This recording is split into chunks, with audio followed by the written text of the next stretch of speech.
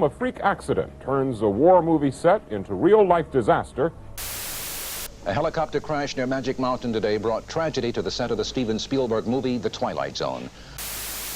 A judge in Los Angeles today decides whether 5 filmmakers must stand trial for the deaths of actor Victor Morrow and 2 children. Our office would never have approved children 6 and 7 years of age to be in that area. There is no accident on set more infamous than the colossal tragedy that happened on the set of Twilight Zone the movie. An incident that led massive industry changes that are still in place decades later to prevent anything like it from happening ever again. And that's what we're here to talk about today. You're probably at least slightly familiar with the accident.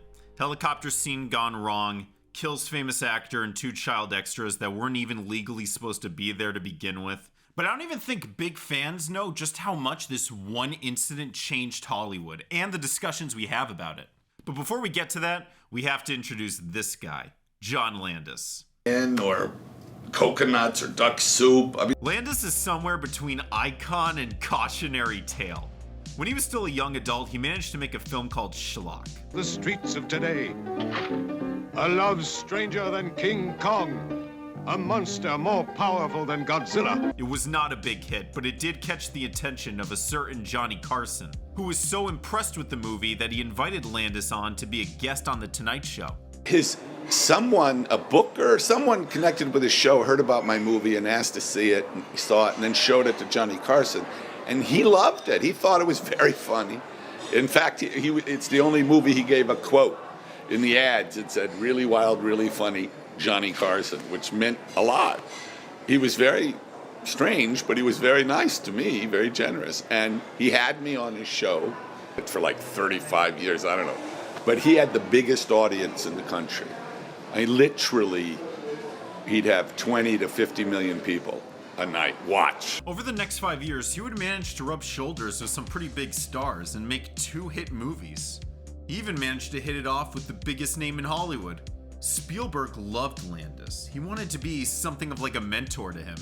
And when he needed directors to film segments for his upcoming project, he recommended our boy John.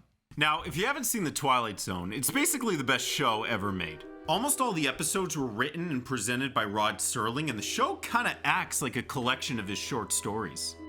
It's one of the few shows that have never lost its edge in popularity or relevance. Even today, there are still so many shows that are so desperate to try to recreate its success and magic. It's probably a video topic for another day, but just trust me, okay? This show is incredible. So it's no surprise Hollywood eventually made a movie out of it. Just like the TV show, Twilight Zone the movie was meant to be an anthology. 4 segments from 4 different directors that would play one after the other, just like The Twilight Zone. Landis was handpicked by Spielberg to be one of the 4 directors in The Twilight Zone. His segment is the only one that's not a direct remake of an episode, but it's definitely inspired by some of them. Landis' segment, which he wrote himself, is about a vile racist man who finds himself transported to 3 different time periods. Nazi-occupied France, rural South during the height of Jim Crow, and to the jungles during the Vietnam War. And it's this last part that's really what we're going to be talking about. During the filming of the Vietnam segment, John Landis' vision was a scene in which Vic Morrow is trying to save 2 Vietnamese children from American soldiers. John Landis hired these 2 kids to play the role while paying their parents under the table. This is illegal, of course, and John Landis knew this, but California has these pesky child labor laws that John didn't really feel like following. It was much cheaper just to find parents that were willing to let their kids work long hours while getting paid off the books. Now, the parents knew their children were going to be working unlawfully long hours, but they didn't know their children were going to be working near explosives or a moving helicopter. John left that part out because he thought if they did know that, they might not want it anymore. Did he tell you that your son Mika was going to be filmed with explosions going on around him? No. Did he tell you that your son Mika was going to be filmed with a helicopter about 20 feet over him? No. In California state law, you're also supposed to fill out a waiver to be approved by the state if you want children to work long hours or overnight. Both of those things were happening, but John didn't fill out any waivers because he thought nobody would approve of children working overnight next to explosives. our office would never have approved children 6 and 7 years of age to be in that area. And just to make sure no one shuts this down, let's just not tell producers either. And here's the part of the video you knew was coming.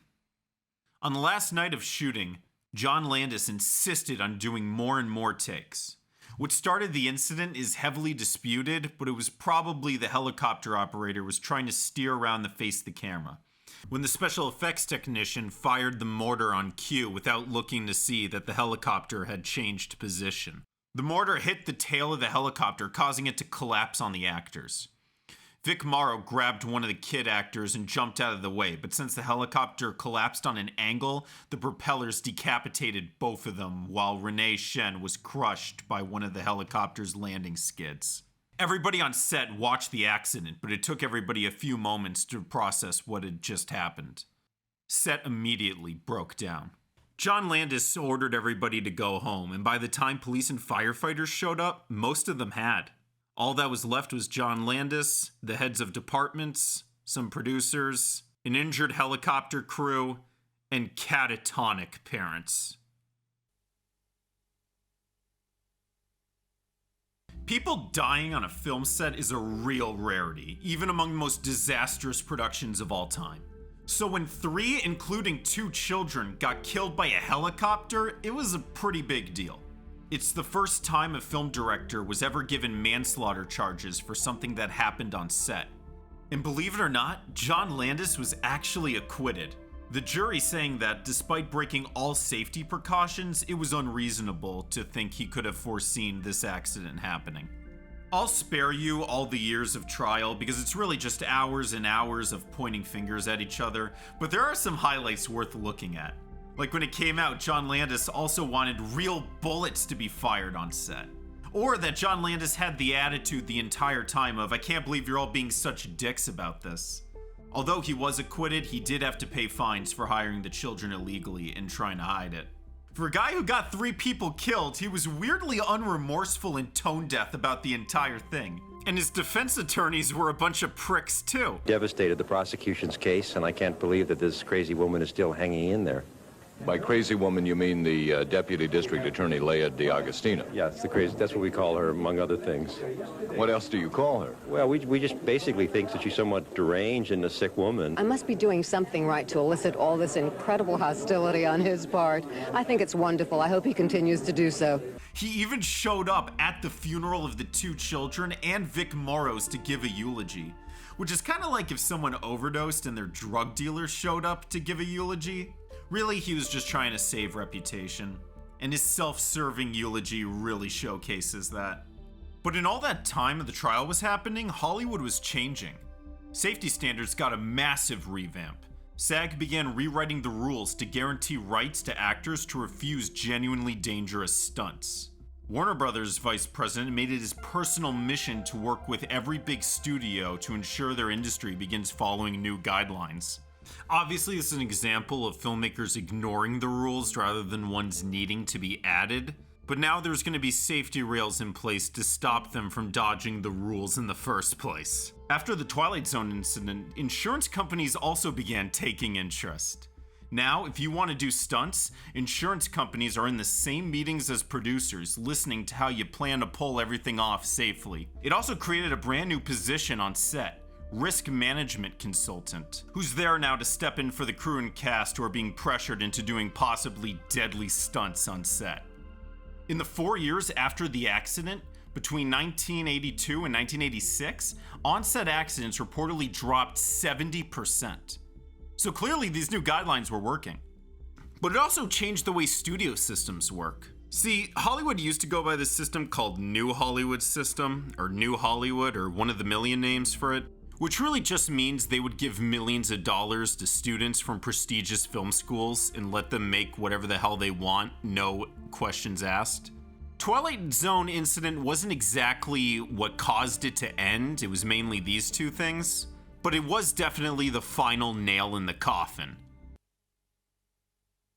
Some of the takeaways from the Twilight Zone incident are obvious and some aren't. I probably don't need to tell you that no movie is worth dying for. And I also probably don't need to tell you that if you see your boss trying to coerce people into doing genuinely dangerous things, you should speak up. But it is also worth noticing that John Landis paid virtually no real consequence for any of his actions. Like, sure, the trial went on for years and a lot of people in Hollywood would never talk to him again, Spielberg included. But his career eventually bounced back. And he was even a big enough star to get his son into Hollywood. But some of the other people on the Twilight Zone set without millionaire giant celebrity friends weren't so lucky. I was married, 2 young kids, working hard in my career at the prime of one of the biggest producers in Hollywood putting his hand around me and says, "How does it feel to be in the big time?" And my career was over in a blink of an eye. I really don't know how to end this one. I don't have any other big takeaways, just like be there for each other, I guess.